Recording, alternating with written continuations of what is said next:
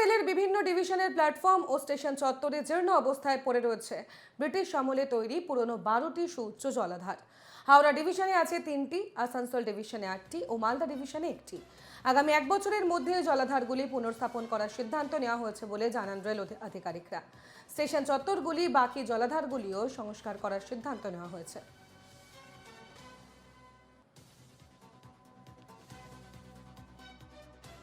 বেশ কিছু water tank আছে, সেগুলি কোনোটি অনেক পুরনো, কিছু কিছু তো ব্রিটিশ আমলেও তৈরি হয়েছে। সেরকম পুরনো প্ল্যাটফর্মে যে যতগুলি আছে সেগুলো 12টি আমাদের ওয়াটার ট্যাঙ্ক আছে প্ল্যাটফর্মের ওপর। তার মধ্যে হাওড়া ডিভিশনে 3টে আছে, আসানসোল ডিভিশনে 8টা, মালদা ডিভিশনে 1টা এবং শিয়ালদা ডিভিশনে কোনো ওরকম ওয়াটার ট্যাঙ্ক নেই। এই 12টাই ওয়াটার ট্যাঙ্কে আমরা ডিসমেন্টেল করছি। জীর্ণ জলাধারের পুনর্স্থাপনের সিদ্ধান্ত ইতিমধ্যে আগামী 1 বছরের মধ্যে পুনর্স্থাপন হবে, এমনটাই সিদ্ধান্ত নেওয়া হয়েছে।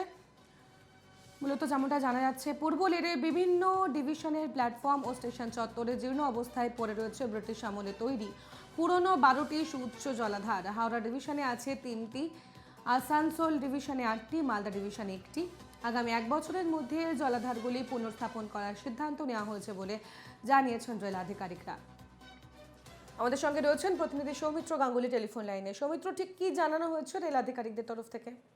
হ্যাঁ দেখো, যেটা পূর্ব বর্তমানে যে জল ট্যাঙ্কির ঘটনার পরেই ইতিমধ্যে রেল আধিকারিকরা যেসব মানে পুরনো যেসব ব্রিটিশ আমলের বা পুরনো যেসব জল ট্যাঙ্কি যেগুলো প্রায় মানে কোনো রকম দুর্ঘটনাগ্রস্ত হতে পারে, সেই সব ট্যাঙ্কিগুলোকে চিহ্নিত করে তারা ইতিমধ্যে মেরামতির কাজ শুরু করা হবে বলে জানিয়েছে রেল আধিকারিক।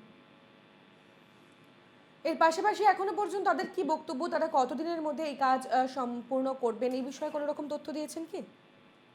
দেখো, রেলওয়ে আধিকারিক যেটা জানিয়েছে যে তারা 1 বছরের মধ্যে আশাবাদী রয়েছে যে সম্পূর্ণভাবে এইসব মেরামতি করা হবে, মানে যে রয়েছে মেরামতির কাজ সেটা কমপ্লিট করে দেবে বলেই তারা আশাবাদী রয়েছে। ধন্যবাদ সৌমিত্র। কথা বলছিলাম প্রতিনিধি সৌমিত্র গাঙ্গুলি, টেলিফোন লাইনে ছিলেন।